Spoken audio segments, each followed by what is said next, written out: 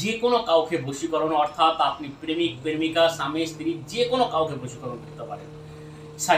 যে কোনো কাউকে বশীকরণ করতে গেলে এই ভিডিওটিকে আপনাকে সম্পূর্ণ দেখতে হবে।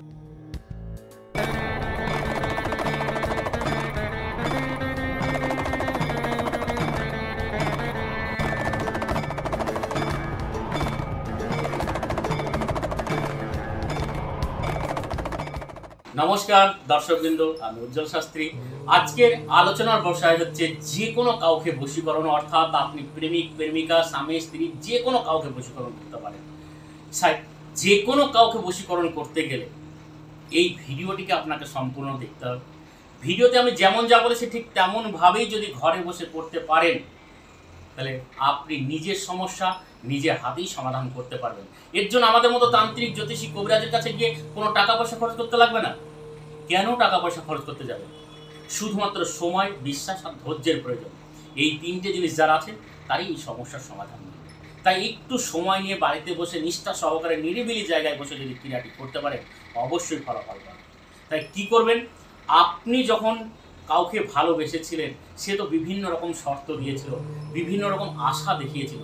সে যখন আপনাকে ঠকিয়ে অন্যর প্রেমে মত্ত হয়ে আছে, অন্যকে নিয়ে চিন্তা ভাবনা করছে বা অন্য জায়গায় বিবাহে বন্ধনে আবদ্ধ হওয়ার চেষ্টা করছে, আর আপনি হতাশাগ্রস্ত হয়ে এদিক ওদিক ঘুরে বেড়াচ্ছেন, কি করলে কিভাবে সেই মনের মানুষটিকে আপনার বশীভূত করতে পারবেন, বা আপনার মালিক বা বস বা কর্মচারীকে কিভাবে আপনার আয়ত্তে এনে আপনি ভালো জায়গায় স্থান পাবেন বা তার কাছ থেকে কিছু আশা করতে পারেন। এইরকম চিন্তা ভাবনা নিয়ে যদি টোটকাটিকে সঠিকভাবে কাজে লাগাতে পারেন তাহলে আপনার প্রেমিক, আপনার মনের মানুষ, আপনি যাকে বশীকরণ করতে চাইছেন সে আপনার প্রতি এমনই মোহগ্রস্ত থাকবে, আপনি যেমন যা বলবেন তেমনটাই শুনতে বাধ্য হবে। শুধুমাত্র যে কোনো মুদিখানা হোক, স্টেশনারি দোকানে গিয়ে হোক, চন্দন অয়েল নিয়ে আনবেন। সেই অয়েলের সঙ্গে সামান্য পরিমাণ কাম সিঁদুর মেশাবেন।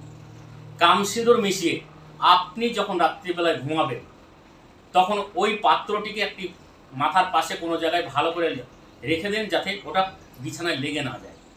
রাত্রিবেলায় ঘুমিয়ে পড়ার পর সকালবেলায় ঘুম থেকে উঠে সেই সিঁদুর মিশ্রণ, ওই চন্দন অয়েলের সেই মিশ্রণটিকে সামান্য পরিমাণ নিয়ে যে মন্ত্রটি বলছি সেই মন্ত্রটি জপ করুন।